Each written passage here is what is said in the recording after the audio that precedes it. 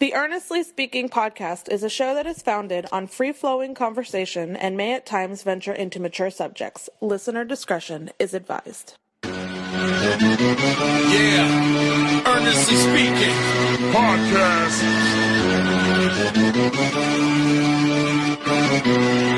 Let's get it. I'm a giant in New York, in Miami carry heat. So much more in store, my product can flood the street. Opinion Nation Godfather, CEO. Puff in the late 90s, gon' see me blow. Oh. Got my hustle on, no imitation of that. Army of untouchables, Opinion Nation staff. Never an off season, homie, check the numbers. Heart throb in my own right, supplying southern comfort.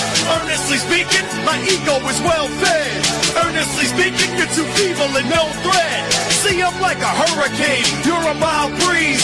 Earnestly speaking, leaving Eli a dynasty. Shake!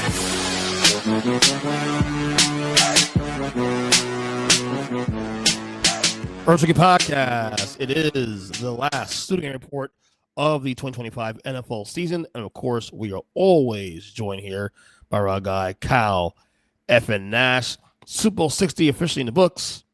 The NFL offseason has arrived. Kyle, are you on a scale of 1 to 10? How depressed are you? 10 being most depressed, 1 being it's whatever. Well, listen, I still have plenty of activity on the Duval Dive as we analyze all things that are and such as they are. And listen, I know somebody was talking to me and saying leading up to the Super Bowl that Zach the Degenerate and I would get together on here on the Earnestly Speaking. I fucked that up. And I'm looking forward to it. Oh, wait, the Super Bowl's passed. Yeah, I fucked that up, man. Scheduling has been a bitch lately. And then I'm probably... I know that the Scrubs episode that you, me, and Mrs. Earnestly Speaking had last week could have... Oh, that hasn't happened yet either. Last week or 5 years ago, and we're still running on that thing, yeah. They're about ready to retcon the show, and you're like, it still hasn't happened. By the way, I have an announcement about that coming up soon. I can't say anything yet. I'll tell off the air. But that's right. No, I put it up. And to be honest with you, I wasn't a little behind baseball here. Some of our fans of the show. I wasn't planning on doing a show this week. Like when the Super Bowl ended, what I wanted to do originally was to just do a quick 10-15 minute podcast by myself on Sunday night after the game, and just take 2 weeks off. That was the plan originally. And then he texted me last week, and he said, "No pod this week." I'm like, "Well, you promised me the one with that Zach the Degenerate." Well, to be fair, though, I didn't really need. Well, right, I did promise you that, but he's been hard. But to be fair, though, he's been hard to schedule lately too, also because he's been working, his day job. He's been working some odd hours, so it's been hard to time down on the time. I didn't want to have to figure that out last minute. So obviously we'll do something probably over the offseason, obviously, but you know, you had texted me and you're like, "No pod." I'm like, "Well, I had anything planned for this week, really, because there's like nothing interesting going on." And we kind of hit that on the week before that. You know, all the but I realized, but I also realized that, you know what, I'm feeling a little better. I'm still taking a week off. I'm still taking a week off next week during the All-Star break. But we do need to wrap up the season, of course, and it's only fair that we wrap it up one more time. The 2025 season with you and whatnot. So I figured, you know what, let's just squeeze a couple more days and then we'll hit the break next week. So that's really the way. And plus, I miss you, Kyle. I miss you. I got I gotta get my Kyle. Why can't you quit me? I ask you that. It's been fucking what, 13, 12 years I've been doing it. I've been doing so 15 years. Why can't you quit me? By the way, did you see the I didn't show it to you. Well, it's then on the hell would I fucking see?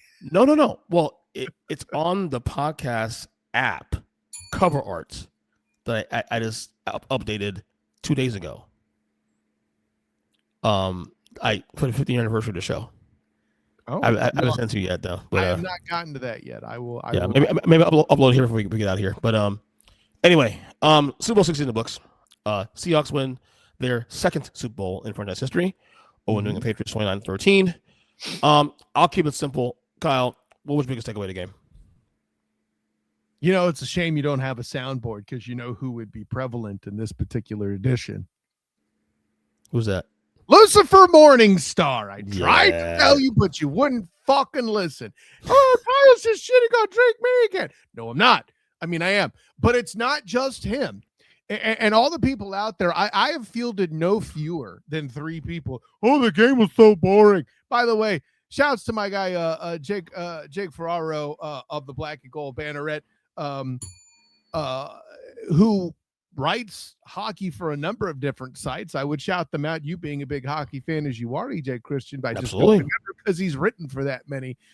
Drop that it's a boring game thing on me. And listen, it's the ultimate in defensive fat man oppression.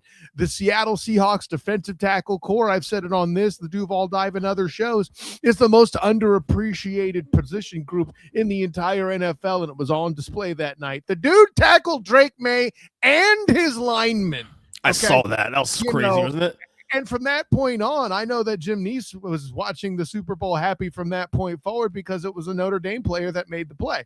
So shout out to big Jim Neese. No, I obviously make jokes about our friend Jim in Notre Dame, but the punchline is that was one of several great defensive plays by the Seattle Seahawks. And even though Sam Darnold may not have had a capital night, I love the humility by Darnold, by the way, after the game going, the offense wasn't as great as I'd like, but we can worry about that later tonight. We're Super Bowl champions. And that's the right attitude to take. I see the argument for Jason Myers as kicker for Super Bowl MVP. I'm sure he got votes. Kenneth Walker the third is a fine selection. By the way, you may remember such stories as Kenneth Walker and all this. I believe he was a member of the running back corps when Russell Carrington Wilson was still there. And I don't think it was that 2017 season where he was robbed of the MVP as a Seattle Seahawk, but nonetheless, the vengeance of the worst play call in Super Bowl history now avenged. And let me ask you this, EJ. At 9-0, did it feel close? Because it didn't to me. No, granted, one turnover away from changing the game. All that had to happen was that Sam Darnold had to have a Jared Stidham moment, which didn't happen, which, I don't blame Bronco fans for thinking they would have made the Super Bowl had Bo Nix played. Very logical. I can make the argument that the only reason why the Patriots got as far as they did is CJ Stroud. Interesting take there. By the way, EJ Chris, you want to really know what won the Super Bowl? Taking the fucking points. How about that? And he did. Everybody did. No, you're right. And for me, it didn't feel close. Also acknowledging that anything that happens can make it close. But if you watch the game, it was brewing. It's like, it's 12-0, 9-0, whatever. But it don't feel like it feels like a fucking 28-0 game right now. It really did. Because it was stifling. It kind of reminds. It's a bad memory. I'm gonna tell you this though. It kind of reminds me of the Ravens Giants Super Bowl in 2000, where the game was close in terms of the points on the board, but damn well the Giants could have won the ball in the Ravens defense. Well, I was thinking you felt suffocated. I was thinking about the first 5 drives being punts by the Patriots, and I was reminded of Ray Lewis, that clip of him reading down the drive sheet. It wasn't close. Punt. Now granted, that Ravens defense against Kerry Collins and the Giants had a turnover sooner than Drake May did. But I know everybody's deciding to crap on Will Campbell because for some reason everyone refuses to acknowledge that Drake May is overrated, and you got it wrong. That's simply all there is to it. Him getting second place in MVP voting might be the single biggest crime. Well, second single biggest crime of the NFL honors. More on that later. And it's just proof that people who vote for these awards, there's too many of them that don't belong in the space doing that. It's just all right. So Drake May's overrated, right? You're still on that, obviously. Please show me the proof in the pudding. Okay, I don't know to tell you, because even when the numbers were good, you're going to use the whole schedule thing. And to be fair, it's a very good argument. It's a good argument. It's a good argument. But I will say, coming out of this game, to your point though, look, I don't necessarily agree with you, but here's what I'll roll with what you're saying there.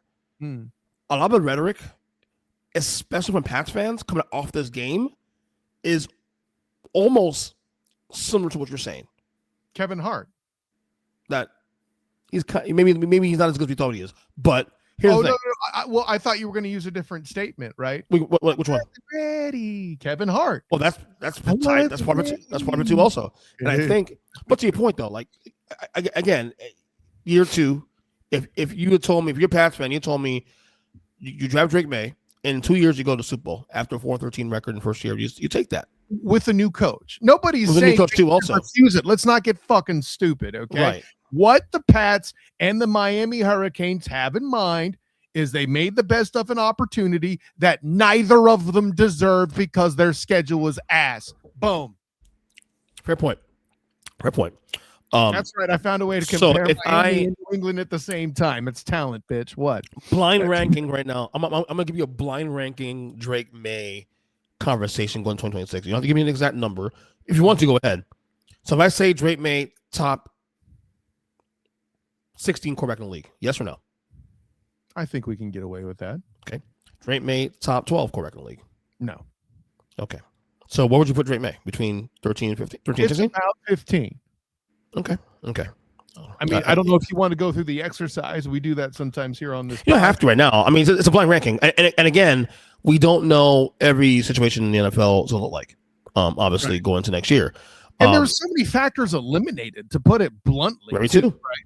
Yeah. You know, injury's a beast. We deal with it every year in some way, shape, form, or fashion. It felt extra this season at the quarterback position, at least.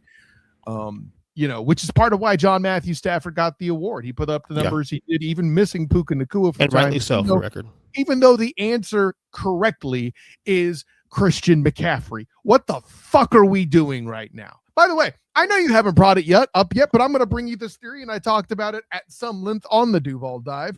And I know you're going to do something stupid like call me a homer, but this ain't what's happening here. No, I don't ever call you a homer before.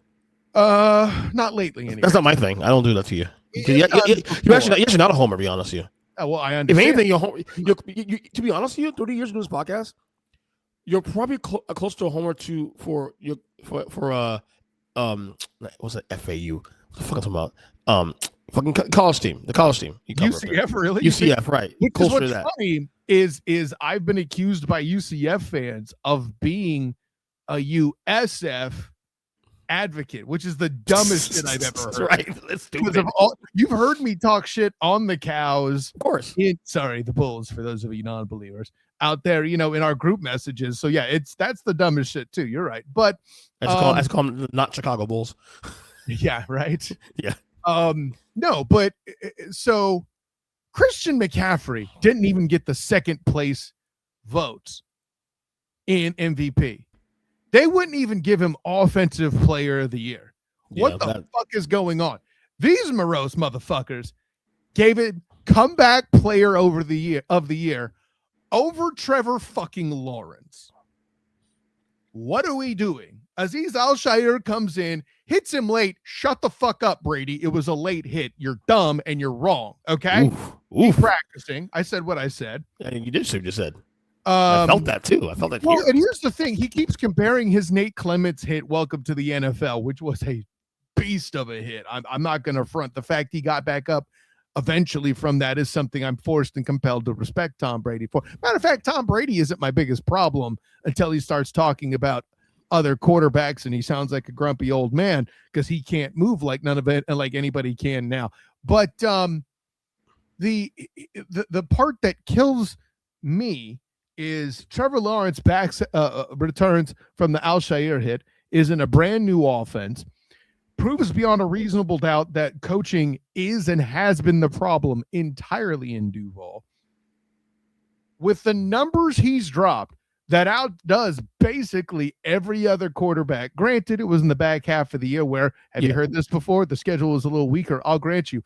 Played the NFC West, two of the teams, by the way, which were the fucking semifinalists and participated what many call the actual Super Bowl in Rams versus Seahawks, right? Beat the 49ers. And punchline's this. Trevor Lawrence lost the Comeback Player of the Year because Christian McCaffrey wasn't the Offensive Player of the Year, which he should have been because those cowards weren't going to vote for him for MVP over John Matthew Stafford, even though Christian McCaffrey deserved it. How's that for a fucking conspiracy theory? No, maybe you have a point there. And to be honest with you, the only reason why I would have been okay with Christian McCaffrey winning the award because I'm getting tired of quarterbacks winning the award. There are people out there that have votes that literally call it a quarterback award. Okay. If that's happening, either A, you should lose your vote, or B, you should change the award to best quarterback. Because having an MVP, you're going to try to tell me that there is anybody else out there more valuable to Christian McCaffrey to their squad. Shut up. Okay? Mac McCorkle Jones won games at quarterback, and I'm pretty sure at least one while George Kittle was missing. I'd have to double check. My timeline's a little mixed up. There's that many goddamn injuries for the 49ers, right? You know, it's asinine. It's getting worse by the year. I shouldn't say that because it's not, Joe Flacco getting the comeback player of the year over a literal zombie in DeMar Hamlin, a dude that came back from the dead, right? But it's bad. Yeah. It's not Gary Washburn being angry at LeBron to prevent the unanimous MVP bad, but it's bad. It's bad. Sam Darnold. He didn't need to be great in this game. He had to play a clean game. He wasn't great. He made some good throws when he needed to. Are we done? It was really inefficient. Sort of slur now. Are we done with that shit? Can we stop game manager? Yeah, it's not a slur against a quarterback. It's not. No, I agree with you on that. Anyways, you have years. It's just man, shoot. Yeah, okay. Sports Symposium. That's all I have to say about that. So let me do the same practice on Sam Darnold that we did with Drake May. Okay. When I say Sam Darnold, top 16 quarterback in the league, you say yes or no? Top 16? Yeah. No. Really? No. Really? Even these last 2 years have been pretty incredible. I won't speak to last year. This year in particular, he's gonna suffer for what Russell Carrington Wilson suffered. Okay. And hit the earlier part of his career there, right? Mm-hmm. And that is, I don't know what Sam Darnold really is yet. Has he gotten enough experience to get over the yips he's had in big moments? Listen, I'll put it this way. Considering that he's only getting paid $30 million, maybe when I add value in, I could put him in the top half of the league. Maybe I'll put him at 15. I don't know. It's hard to tell what upside is next year, but here's what I do know is if his agent comes in trying to get $50 million a year, I can't do it. I can't do it. So you're saying you're publicly saying you learned from Brock Purdy and that's why you're good now. So by proxy, yeah, because the Vikings fired their GM last week. You saw that, right? I did. And a lot of speculation is because of the fact that Sam Darnold was in their camp. They decided to not re-sign him. He goes to Seattle. Was that a trade, by the way? Did they trade him to Seattle? Was that he just went as free agent? I believe it was a trade, but I'd have to look it up. Okay. Anyway, he goes to Seattle. They made a decision to stay with J.J. McCarthy. McCarthy struggled this year, obviously, as a starting quarterback. Sam Darnold, meanwhile, has another great year. Yep. Wins the Super Bowl. And so by proxy, you're saying that the Vikings still did the right thing, even though the story for Darnold played out great for him this year. No. What I'm saying by proxy is that's two things the Vikings got that fucking wrong. I'm not saying J.J. McCarthy is a top 15 quarterback. I'm not. There. No, great. We established that. I'll change my mind. I'll leave that on the table. Okay. What I'm also saying, and two things can be true. This is how fucking bad J.J. McCarthy has been and was the whole time. This is Zach Wilson predictable for me. I tried to tell you bitches, but you wouldn't listen. And certain Michigan homers that are out there, no, I'm not pointing to any person. There's more than one, goddammit. I didn't go like I went on Twitter with Seahan. Shouts to Chris Henry, by the way, who would come on the Student of the Game at times, had a full-on Twitter debate with this guy that he's just not asked to do that much. Right. Now over and above, he's injury prone. You fucked up twice. You had the right kind of team to support a manager in the room. Now, granted, we're assuming that offensive line could have held up and protected Darnold. We don't know that, right? This is the same thing that ended Carson Wentz in a fashion again, I should say. Mhm.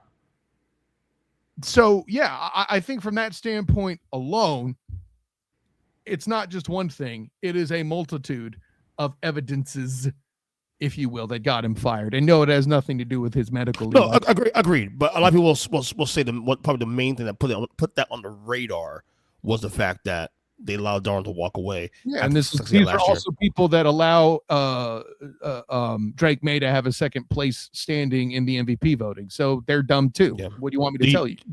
So you're saying the Vikings were right for letting him walk? At the time, for the money he could command, it was a conversation.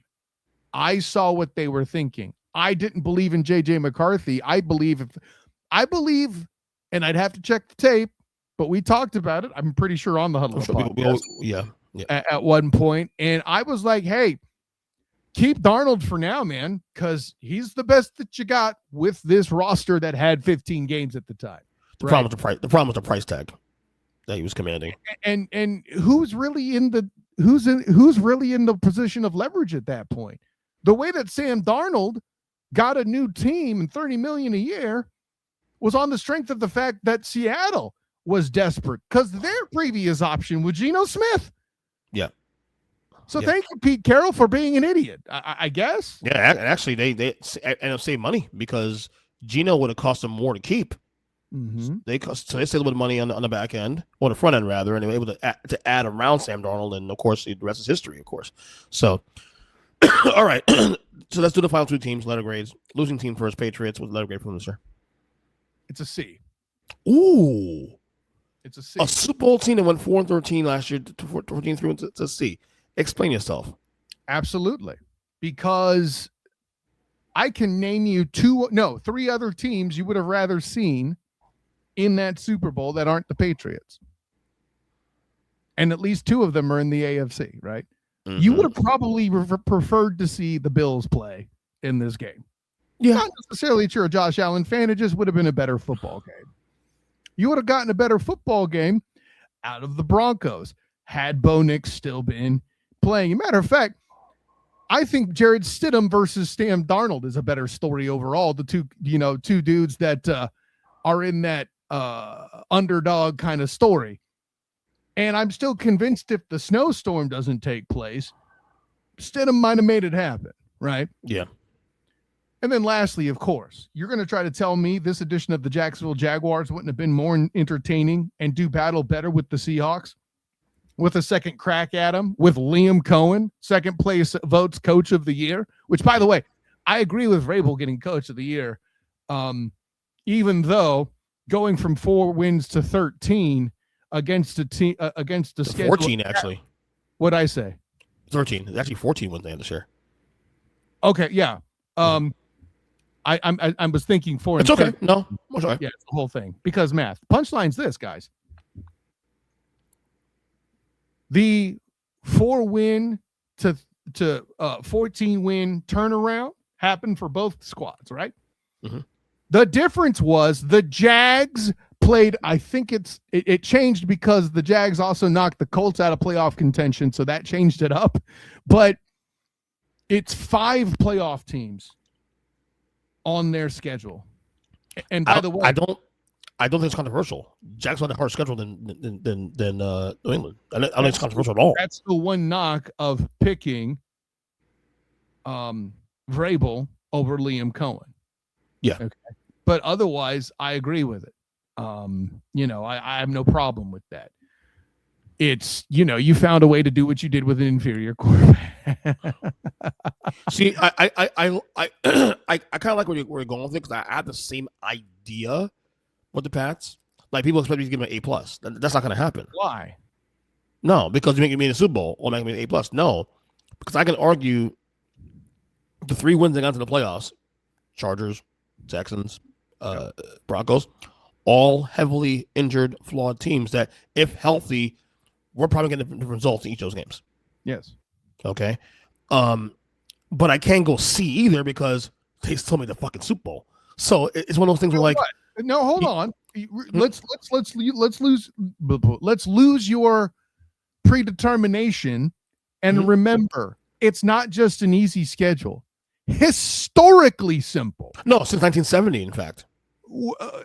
Okay, I won't speak for that. I wasn't friggin' born yet. No, there was actually math on this. Actually, the easiest schedule since 1970. Listen, you know how I feel about some of the math that's out there. I'm going to trust my eyes on this, and I believe you and I were still doing Earnestly Speaking at the time. I know I was doing the original version of the Student of the Game podcast when Sexy Rexy Grossman made it to the Super Bowl, to the Chicago Bears, at what was a fundamentally simple schedule that nobody acknowledged. And at the end, alleged choke artist, air quotes, Peyton Manning, beats the Bears in a Super Bowl where their only score, if I remember correctly, was a Devin Hester return of the kickoff for a touchdown, right? Don't win the game, yeah. Okay. That kind of lopsided, that kind of awful schedule was what took place. And this great quarterback, I keep hearing alleged as such, didn't show up till the fourth quarter. Like, what are we doing? That works if you're Tim Tebow, perhaps. I know that Tim Tebow is a former Patriot. Is this what we're doing? Obviously, it's not, right? And again, how many playoff teams other than the Bills were on their schedule throughout the year? I haven't looked at it, but I know it's not as many as the Jags. No. The Bills twice was the hardest game of the year for them. And then you can say Baltimore, but they lose record too also. So, all right. Well, it actually hurts them. Baltimore wasn't a playoff team this year, right? No, there you go. Okay. And they did. And Tampa. So I know. Since they played the AFC North and the NFC South, they're required to have two more just by accident because somebody won those divisions. That's it. Right? And I guess, they have the Bills as well, obviously, right? Yeah, they beat Pittsburgh. No, they lost to Pittsburgh. So AFC North, they lost that game to Pittsburgh early in the year. Who's the team? The division they played? You say AFC North? What else? NFC South and AFC North. AFC South was won by who? Carolina? Yes. What a hell of a fight against the Rams, by the way. Yeah. I think they won that game with Carolina. It doesn't matter. Point is, I'm going to go as far as you. Three playoff teams, but we have the same kind of logic. Right. We have the same kind of logic. I'm just going to go as far as you. I'm going to go B. You say B minus, and I might respect you. No promises. I was going to go B plus, actually, because, again, you still made a Super Bowl. Because, again, here's the thing, too, also. So I also have to bake in also the fact, Kyle, that, and mind you, the expectation for this team going to the playoffs, going to the year, rather, Vegas had about 8.5 wins this year, which I never understood. Only because of the schedule. Right. But even then, I didn't understand that. I said, no. I mean, I see an improvement because of Vrabel. I don't see a fucking 10-game improvement. I see maybe a 3 or 4 at most. Because the NFL season was drunk as it is. And dude. Kyle, I took the under anyway, and I was dead ass wrong. So I had to get into also. The correct answer at 8 wins was to not touch it because you're a degenerate and you literally. I didn't touch it. No, I didn't touch it either. I just on my, obviously on my. You picked the under. Oh, okay, great. Under. Well, yeah, I make a pick. Here's the other piece, right? If this team is a B plus team, shouldn't have that easy a road through the playoffs, and need a hand surgery. Mm-hmm. A terrible performance by C.J. Stroud that's going to cost him individually millions. Without his best receiver for the record, too, also. Who could have helped? And then a game, they also, start dating Storm, because if you need to get something done, she can bring in a random blizzard to save your ass. Listen, Bo Nix plays that game. They win that game. Period. Discussion. So, again, they made, air quotes, the Super Bowl? Really, Cletus? Is that where we're at? Mm-hmm. Okay. Well, here's what I want you to do. But I will say, at least we have the same idea. No, we don't. No. You and I are not the same. I will guarantee you, Kyle, that every other publication, podcaster, writer, if they were the greatest team, they're going to give me 8 no matter what. And I'm smarter than most of them, and you know that. Why? We both are. You're forcing me to be cocky when I'm just telling the truth here. I'm just not going as far as you, but I also... You mean you're not going to be as correct as me. So here's what we're going to do. Next time your son, I know it's a quarterback. Yeah, Patrick. The next time your son, Patrick, is struggling during the fall, okay? Mm-hmm. What I'm going to have you do is when he gets back from winter break, I want you to write a note to the teacher if he has less than a B, okay? And I want you to say, "Dear so-and-so, Patrick's teacher," okay? Patrick's teacher. He was Patrick LeVon Mahomes II. You're a I understand the joke. So he did a real good job of opening his Christmas presents. Please give him an A. Because that's all the Pats did, was do a good job of opening their presents. Fair enough. All right, Seattle Seahawks, Super Bowl champions, 14-3 this year. You've got to put A, right? A+ for me. I mean, sure. Oh, I'll go with A+, of course. And I'll tell you why. They're that close to Canada, you have to say A, right? And unlike New England, who went through a cream puff schedule, they had the division in the league. Yeah, and it wasn't close either. Not particularly, I'll allow it. I mean, you got 3 teams that won 12 more games in that division. That's insanity. Niners 1-5, Rams 1-5, who also one of the favorites win the NFC. Okay, you got to play them twice. Okay, so I mean that alone sets them up. They beat the Jags this year. You know, maybe a lot of really good teams this year. So A+ easy. So, before we wrap the Super Bowl here, did you enjoy Bad Bunny? So yeah. I feel like this is a trap, right? Because if I say anything less, not on this show, but I mean, I know how much of a political pundit you fancy yourself. And if I say anything less than, oh my God, the show was great. And get all excited about it in inappropriate fashions, I'm some sort of an ist. Here's the thing. And I'm going to pull the Brie Larson defense on this, right? Brie Larson famously said, as she performed in a Marvel movie, I don't care what 40-year-old white guys think. And that's cool. But if you want to alienate people and then be surprised that they don't like that they feel alienated, you're wrong. Now, am I excusing some of the reaction that came to Bad Bunny's selection? Fuck no, let's not get stupid. Mm-hmm. But you're going to get a little bit of blowback for being in a language different than most people understand. Now, granted, that percentage of people that understand Spanish is higher than it's ever been according to the U.S. Census. And I think that's fairly accurate. Moreover, EJ Christian, you might have been apprised at some point that the NFL has more international games scheduled next year than ever before. Mm-hmm. I think it has more to do with that than anything else. It became political because of this bullshit climate we live in right now. Okay. Absolutely. For the people that were gently being like, might have been better if I could understand what they were saying. I get you. Me, I'm in full Mike Tomlin mode. I went to get more food and or beer. We do not care. But there's the other end of it. It was good. I had fun with it being on in the background and me seeing some individuals and all that. It was fun. Hey, really, for me, the only thing that was bad about it, air quotes, is the fact I'm self-conscious for how good Ricky Martin looks at his age. Good God. Dude, isn't he handsome? Bro. Handsome bastard. I'm pissed. Like, it's not Chris Hemsworth bad, but it's bad. You know what I'm saying? Anyways, and then love Lady Gaga coming in singing Bruno Mars. I was gonna go there. I think I'm officially in love with Lady Gaga. She looked good and did a good job. And listen, and there was some touching stuff in there. Some of my Spanish speaking friends informed me he said some heartwarming shit during the show that even induced tears in some case, which without that translation, I would have been wildly oblivious to. Of course. I get it. But can we slow down on calling it great? I don't know how many people will remember this. Oh, yeah, and the wedding in the middle of it. That was fucking awesome. I don't care who you are. But are you going to remember this performance the same way you remembered Kendrick last year?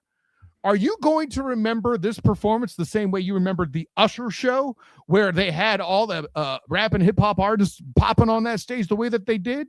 I don't think so. I will, but that's just me. Okay, if Bad Bunny hit for you like that, cool, that's allowed. I don't understand. I do understand, I should say. I feel like there's too much staunch, oh yeah, this was great, to kind of push back on all the a-holes. Correct. I agree with 100%. Yes. Which I find it ironic that those who are talking about how much they love America in a Super Bowl where the Patriots lost, that's fucking irony at its highest. I'm just saying, yeah. I got a laugh today at work in a meeting mentioning escaping the tyranny of the Patriots. It's fucking great. But I know some element of the politics, for lack of a better word, is a lot of why people are losing their minds. This is kind of like people trying to compare Colin Kaepernick to Joe Montana. Listen, Colin had a point. That doesn't mean he was an all-time great. Bad Bunny show was fun. It may not have been for me, and that's totally okay. But let's not act like it was the GOAT, folks. No, and I agree with that. When I graded the show myself, I graded it on not just the music, but the art itself too, the transitions and all that stuff. Very and beautiful stuff. The production value alone made it, to me personally, a top 10 show for me. Love the production, number one. Oh, absolutely. Out of all six, well, I mean, I don't know that there have been 60 halftime shows. No. I count everything from 27 on. Okay, so from Michael Jackson on, that's what I count. It's the top 10 out of 43 entries. I find that hard to believe. Maybe that's a separate podcast we do sometime. Yeah. And maybe let Simmer come more a year or two to make sure. But I do have a running top 10 list I've had for like the last 15 and 20 the fact years. that you need it to simmer is exactly my point. Right. But sometimes the impact is just, it just hits you like, wow, this is really, really good stuff I'm watching here. And it's so subjective too. I get that, listen, as somebody who has,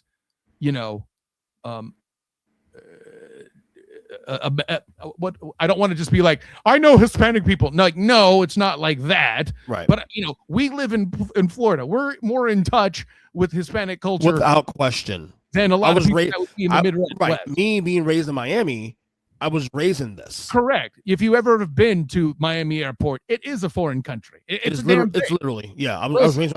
My best friend's Cuban, so there you go. I mean, it's. See, you pulled the card, right? You see, you can't do the my best friend is. That's not right. No, but like my friend's black. I mean, you do a Trump impression. Do you count as black? No, don't be rude. Don't worry, Godfrey gets a pass. It's okay. But yes, that's amazing. Isn't he? Oh my God, that's awesome. I myself am a day walker. I could still follow the Kendrick Lamar concert. Not everybody could. I get it. If you don't know what a day walker is, make sure you text DJ after the show. but it's so subjective with various experiences affecting people with this and that. It was better than some others because I had more fun with this show than, like, say, when The Weeknd. I agree. Halftime. I agree with you on that. Better than that. But like, I'm trying to find a show that I think this is better than Beyond the Weekend at Quick Recall, which says more about, like, this was better than Britney Spears and NSYNC, right? Okay. 2001. Yep. 2001. Yep. Setting the bar nice and lofty there, right, Chief? You know what I mean? So all that to say, yeah, it was fine. I'm glad it's what they did. I know that the NFL had their, shall we say, business ambitions behind it.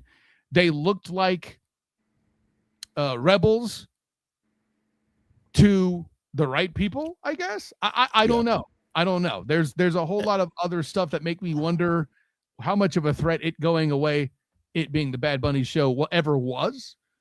I don't think it was one. The thing is, unfortunately, there's a certain sector of the country that made it political. Made a big deal about it. The NFL made I keep it simple. The NFL made a business decision, as they often do, and they won. They won mightily. So they won so much, some people might be left seeing red. Right? Yeah. Exactly. Exactly. Good point. And also, my friends on the right who were like offended by this thing. Like, first off, offended? Fuck you. All right. If you're offended, you're the goddamn problem. That's what I'm saying. And I'm saying, you understand when you're offended by it and you're pushing back that way, you're actually helping the other side now. Also correct. Get in now, which is why the numbers were great as it was. Now, for the record, I know I shared something yesterday on my social media saying it was the highest rated. It was not true. The numbers came in today. It's fourth highest. Wait, you mean you said something factually inaccurate? That never happened. Well, we thought, because it had Apple Music and NFL, and we thought those are legit numbers, but unfortunately the numbers were not still counted in. And as of today, the official numbers that Bad Bunny's performance was the fourth highest all time. Still really good. Still fantastic. What is the number that you're evoking? 120 million. No. Like the most people watching the halftime show on right TV? In history. Yeah, but it only fell behind Kendrick Lamar last year, Michael Jackson, 93, and then Usher. So let's put that in perspective. Michael Jackson is like Dan Marino throwing for 5,000 before it was cool. Of course, And also keep in mind, in the past, halftime shows weren't on Telemundo. That's another unfair advantage. And also, what helps, the fact that Bad Bunny was fourth, but he also had the most pushback from the other side. See, here's the thing: you call that prop? That ain't a bug. That's a feature, motherfucker, and you just said it. Mm-hmm. So right. So don't be saying that's a strike against it. Now, I think that's part of why it came in. Much can be said, and I don't think it's the same thing. I wouldn't call it controversy, but there was hype around Kendrick Lamar for, shall we say, less than savory reasons on what he might call Drake, which is ironic. It'd be another situation where Drake had a rough Super Bowl. We're talking about Drake May instead of the rapper Drake in this edition. Yeah, that's a whole other question. Yeah, I know other people have made that joke, but screw it, I had to. Yeah, it's all good. It's all good. All right. NFL awards. Yes.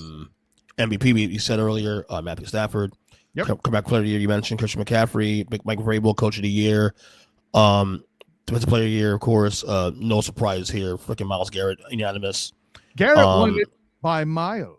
And as he should. Any other thoughts, wine raging on that? I really like Jackson Smith and Jigba being named, or not, excuse me, Ted McMillan being named Rookie of the Year. I know you don't normally get receivers with that award. It doesn't happen all the time, but Ted McMillan earning that award was fine. There was no rookie that jumped out to me. Whoever they picked, I was probably going to be okay with. I'll say this. A better thing to bring up over Defensive Player of the Year or Defensive Rookie of the Year is Christian Gonzalez in the Super Bowl, going back to the game itself for a minute. Had the Patriots found a way to come back, Christian Gonzalez would have been my MVP. How many touchdowns? But he never would have gotten the votes because these writers are cowards. But how many touchdowns did that dude stop on his own? At least 2 by my count. Yeah. I agree with you 100%. Because Drake may play like ass. Dolphins might play like ass. I mean, the only player talking about Drake and ass after we just said Kendrick Lamar. Oh, God. Also, and probably for me, more importantly, they announced the Hall of Fame class of 2026. Yes. Which will be inducted, of course, in Canton on August 8th later this year. The five names got inducted. Well, will be inducted rather. First off, the 2 guys here in the first ballot: Drew Brees, Larry Fitzgerald. No surprise there, right? None whatsoever. Okay. Then the other 3 guys: Luke Kuechly gets in, and Vinatieri gets in, and honestly, the one I'm most excited about, fucking Roger Craig finally gets his yellow jacket. Roger Craig getting in is good. Finally. Marshall Faulk before it was cool to be Marshall Faulk. Absolutely. I get it. Thurman Thomas before it was cool to be Thurman Thomas. We're going to go further than that. Fair point. Thurman Thomas a little bit less famous for pass catching, but he did an awful lot of that for what was popular back then. 100%. I agree with you on that. I don't think Vinatieri should be in yet. Okay. I don't think Vinatieri should be in yet, especially in a world where Jimmy Smith and Fred Taylor, just those 2, very true, are still waiting, and countless others that are. So I'll leave that at that. I'm happy. I'm just happy Craig's in. I mean, it was asinine. It's taking this long for him to get in the Hall of Fame. But whatever. This is what it is there. Let me see else on the list. I'll ask you a question here. Now we're in off-season officially now. Give me one, just one. What is the biggest storyline, the biggest thing, the most interesting thing you're looking forward to seeing develop in this offseason? Oh, what can we do to make the NFL season less drunk? That's just what pops off immediately. Right. I say that only in part, right? Because the words Super Bowl contender were uttered for so many teams: the Jags, the Broncos, the Niners somehow, which I never bought, but people said it. The Rams wasn't so shocking necessarily. Oh gosh, the Bears. Bears. I mean, granted, they had a divine intervention possibly coming their way in the right moments there. Who knows? But seeing the league solidify and kind of go back to what it may have been or seeing if that's what happens, right? Yeah. It's not that I'm asking for it to return to status quo per se, but will it? I think that's kind of the biggest question, right? You know, what will Andy Reid and the Chiefs do to draft? What will the Bengals do to finally protect Joe Burrow, allegedly? What will the Ravens do to account for Lamar, Demetrius Jackson, and all of that? All these other great quarterbacks that missed, that was a problem. How will these teams respond? And how will these teams that found the promised land this year, whoever they are, deserving or not Patriots, what will they do to maintain? I really do think Mike Vrabel and Liam Cohen are both great stories. But yeah, just overall, I'm interested to see if the status quo remains broken or we truly have a reboot coming up. That's a good point. It's a good point. You mentioned one of the things you mentioned was Lamar. There's still like rumblings about the possibility of the Ravens considering maybe trading him. I don't think it'll happen, but I don't. There's been rumblings about that possibly. They obviously got a new coach now, so in a world where major quarterbacks aren't the ones playing in the Super Bowl, where you're paying dudes upwards of hundreds and damn near quarter billions of dollars, they still aren't making the Super Bowl. Do you chase a franchise high tag quarterback? Find out. I'm not saying granted, I'm not saying there wouldn't be takers for Lamar, Demetrius Jackson, but I don't know that they would be takers in the sense that they would be expected to make a Super Bowl, depending on, like, if the Jets got Lamar, Demetrius Jackson, they're not a Super Bowl contender. They're better, but they're not a Super Bowl contender. Probably a playoff contender, not a Super Bowl contender, though. That's not the same thing now, is it? I agree with you 100%. Teams with losing records can make the fucking playoffs, right, EJ? That's very true. Anyways. Yeah. No, we'll see. And the NFL is always trendy. So if the team starts saying, "Well, what have you done for me lately?" I can find right. Okay, so if the new pattern now is instead of paying a quarterback $60 million like Dak Prescott just to flame out in the playoffs, now you're making it all, is the play now going forward? You find a quarterback that's good enough to get you to the playoffs. Josh Allen, around that. Josh Allen whiffing, the narrative's already started to have been written. Fuck it. It got written before the playoffs. Right. If Josh Allen doesn't make it to the Super Bowl. Right. But I think But I don't expect that trend to be a thing because ultimately, let me tell you why. It has nothing to do with football. The fact that you still want stars, because stars still make you money in merch, in ticket sales, and all that good stuff. And the stars remain as people that could be shat upon.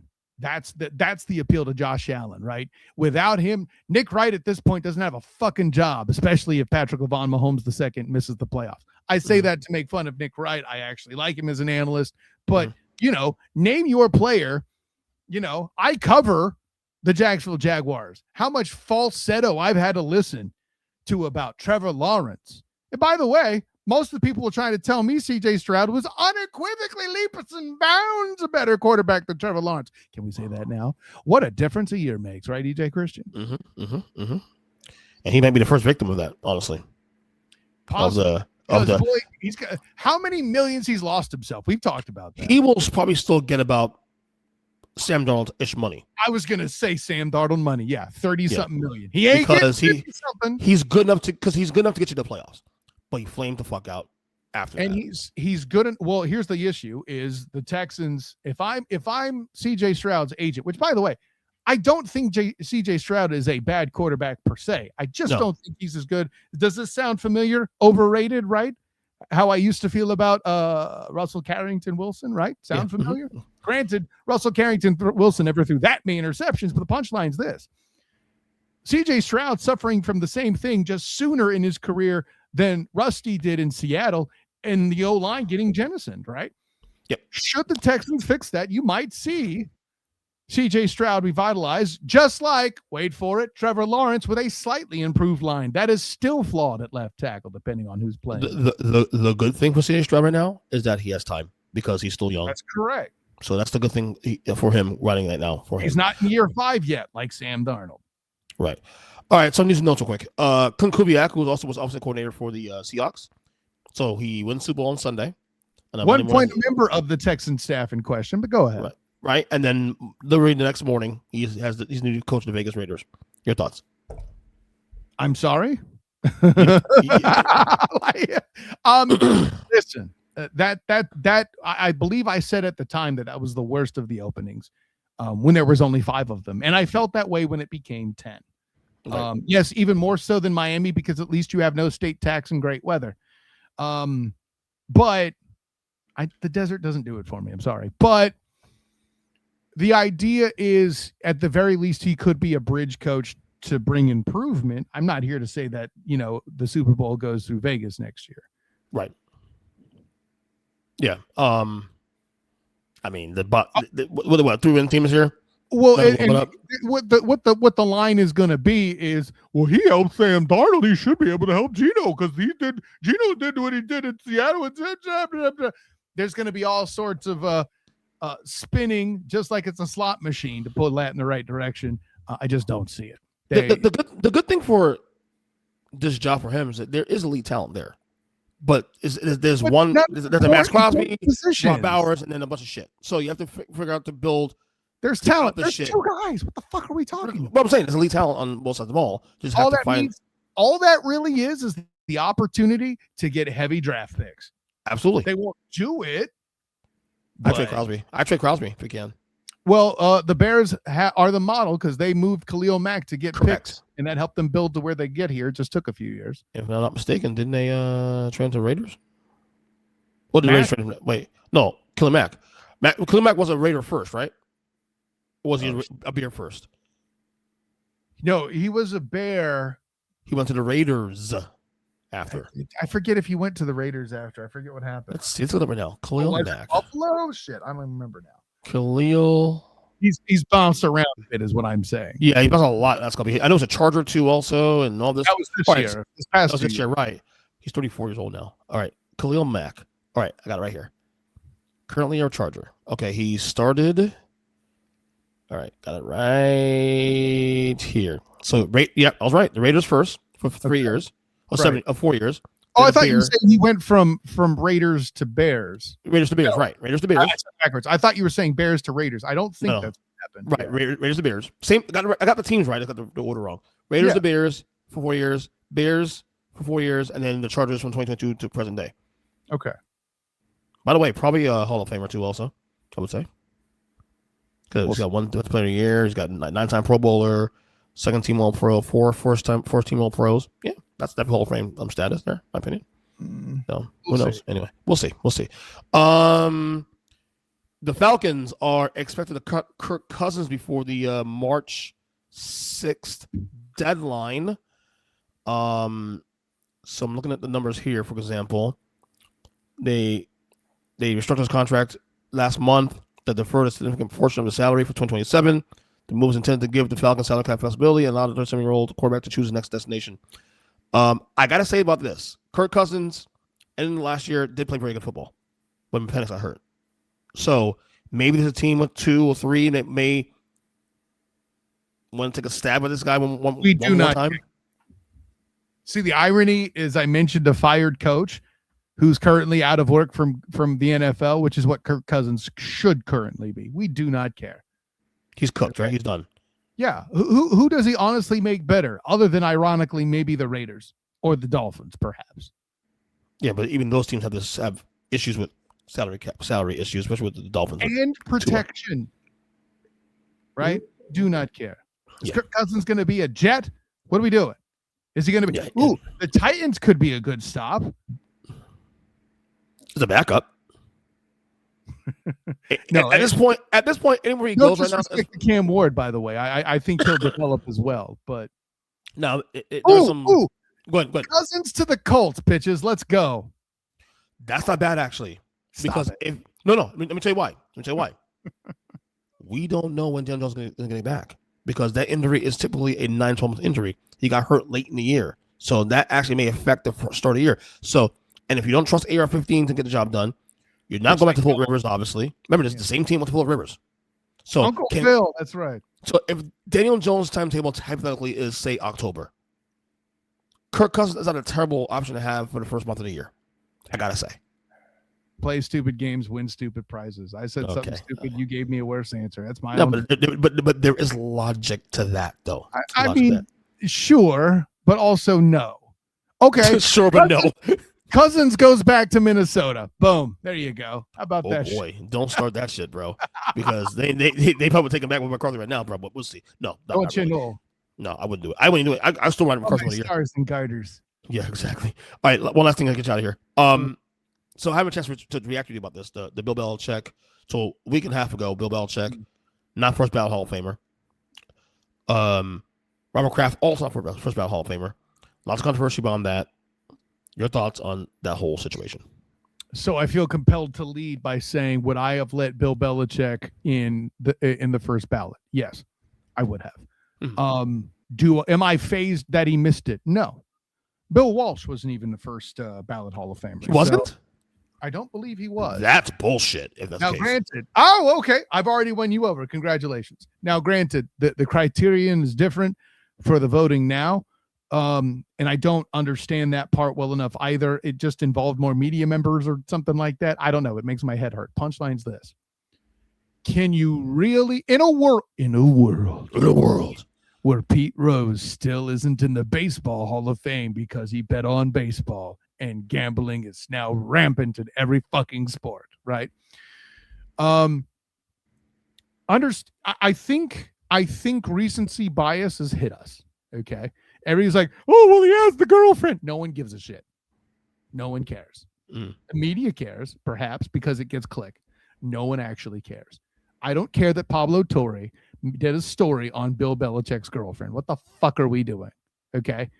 Now, what I feel compelled to remind people is it isn't just Deflategate and Spygate, although those are the things I'm saying revolve around, right? This is going back to an era where players were sure, though they couldn't prove it, that they were bugged and being listened to in the visiting locker room at Foxborough, right? Mm-hmm. This is a place where Bill Belichick was compared often to Emperor Palpatine. This is a world where South Park did a stand and deliver parody. See the movie if you haven't. Do yourself a favor. Mm-hmm. Where this is Bill Belichick was the model on how you teach kids to cheat. Okay? These were all things that happened in the social lexicon while Bill Belichick existed.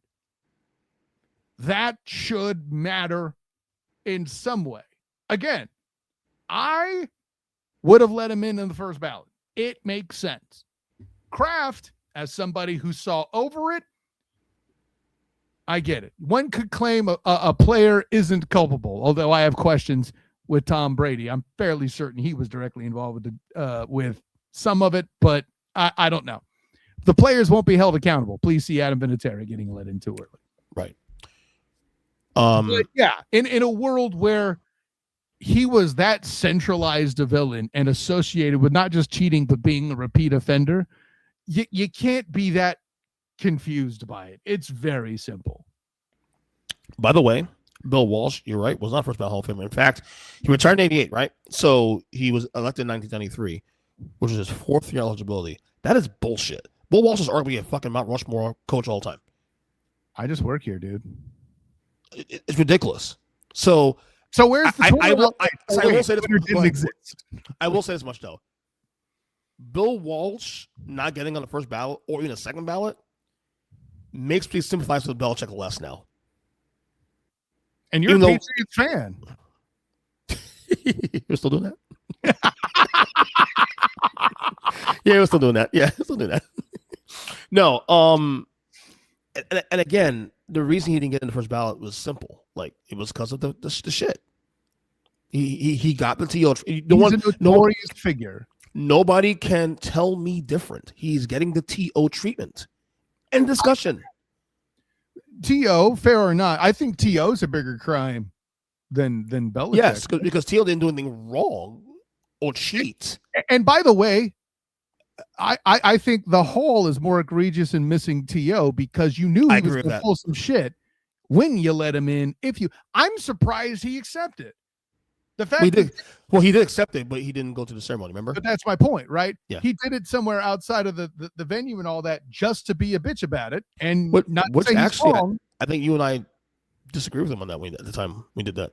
I still don't like that he did that. Yeah, I don't either. He's entitled to do it, and the Hall should have seen that coming, because I know I did. Maybe not precisely that, but he was going to pull something and take advantage of it. Bill, right. I'm just saying whether or not he did it, not doesn't matter. He should get in discussion. That being said, here's where I think Belichick is going to do the master class. As petty as he is, he doesn't have to do anything. The public at large is doing all of it for him. I've never seen the Hall of Fame issue a statement apologizing for a result. That was a mistake in itself too, by the way. Yet, meanwhile, it took you how long to get Jerry Kramer in, the essential pulling guard in the fucking toss, halfback toss that Lombardi is sweep. Sorry, halfback sweep that Lombardi's famous for running. You know, Vince Lombardi, right. The basically the guy the trophy's named after, right? Mm-hmm. You know. Yeah, that guy. By the way, I've been side-eyeing the Hall of Fame voters since fucking Art Monk took forever to get in. So once he took forever to get in, I'm like, okay, you guys clearly don't know what the fuck you guys are doing. So anyway, did we touch everything? Do we need? One more thing about the Belichick Kraft thing. How do you feel about owners getting the Hall of Fame? You okay with that? I think it should happen. Okay. But it would be an extreme case, like, you know, people who should get in the Hall of Fame, like the NFL film guys, Steve Sable. Yes, makes sense. You know, if Eddie DeBartolo got in, I know that's a little awkward because of some of his off the field shit, but that makes sense. You know, Art Modell, yes, former Browns owner, and his involvement, Lamar Hunt. These are guys that should be in the Hall. I agree, and I think Lamar already is, but Art Modell, maybe, I'm not sure. I'll check for you now. Keep talking. I'll talk to you now. But the punchline is, yeah, it's not meant just for players and coaches. If you were I think Al Michaels should make the Hall of Fame, and I believe he has some sort of an honor there already, right? I don't know. Listen, so long as we keep Bob Costas about that beast, I'm fine. Oh, you like Costas? He's a baseball guy. He analyzes football like a baseball. And for record, I agree with you. For record, he's not a football guy. He's done football in the past, but no. He's more about Bob than he is the actual event, in my opinion. I agree. I like Bob Costas in certain moments, like even the NBA. I was okay with him in the studio. Great the Olympics. He's great in the Olympics. He was okay at NBA basketball. He got a little bit too preachy toward the late 90s with basketball. I liked him in the studio, not so much really on the sideline or like close to the game. Bell is not in the Hall of Fame. I mean, Marv Albert is way better than Bob Costas if we're talking NBA. But yeah, no, that's not in the conversation. Yeah. So but just to full circle it, owners should eventually get into the Hall of Fame if they have the right contribution to keep the game going. Absolutely. Yeah, Jerry Jones, for all the shit he's done, he should be in the Hall of Fame. Jerry Jones. No, because he's on him branding the Cowboys what he has and bucking trends of like, well, you know what? You're gonna do only NFL endorsements for Pepsi. I'm gonna do Coke. I'm gonna use my stadium and this and that. He was innovative that way. Being a shrewd businessman is not the criteria for making the Football Hall of Fame. Okay. Well, if you want to give him credit for the Super Bowl runs and building that team, fine. You're wrong, but fine. Jerry Jones may have done other contributions in some of the labor disputes and representing the owners on that side, but also no. Like, you'd have to come up with a better, and I'm not saying reasons. Well, contribution to the game in the league, right? And there may be stuff there that I'm not thinking of, but oh, hey, I got Coke instead of Pepsi. EJ, fuck you. No, that ain't it. I get it. Coke, I totally get it. Pepsi. Like, you got to come up with better shit than Coke, not Pepsi, bro. I mean, I know you're a Cowboys fan, so you have to try to plug for Jerry Jones. I get it. You need to calm down on this last report of the season. And on that note, I do what I want. That's true. Plug away, Kyle. It's been a pleasure as always. Honor, joy, and privilege. Yeah, man. Enjoy yourself. And listen, you're gonna have me on to talk some basketball if the Magic get their head out of their butts. God knows they got a nice little stretch going into the All-Star disappointment. break. Well, Franz is back. We'll see what happens. But I know you'll need my assistance covering them because you struggle in the NBA, especially in matters of things Orlando Magic. I tried to tell you about Anthony Black, but did you want to fucking hear about it, did you? Of course, I'm Kyle Nash, the student of the game. You can find me on Twitter, Instagram, Threads, and Blue Sky at the SOTG. Find me on Facebook as the student of the game. Check out my writings with, well, at least until the end of the month, the Black and Gold Banneret. I will be covering some women's basketball, and then, well, we'll see what happens with the future of that. The Black and Gold Banneret is shutting down at the end of the month, so make sure you get what you can from there in the meantime. And, shouts to all the people there as that goes ahead. But yeah, check out my writings elsewhere. More to come on that. Make sure you stay tuned. Of course, my coverage of the Orlando Magic and the Jacksonville Jaguars. And, the Duval Dive podcast with me and my co-host, my personal champion, Travis D. Holmes, doing that 3 times a week as well. Make sure you check that out. Believe Podcast Network or the Duval Dive YouTube channel. Like and subscribe. We're actually going to talk about the Super Bowl and ways the Jags can model based on that. So there you go. It does tie in. You don't have to be a Jags fan necessarily to appreciate that. I'll leave it at that. So, EJ Christian, honor, joy, and privilege. Until next time, everyone. Class dismissed.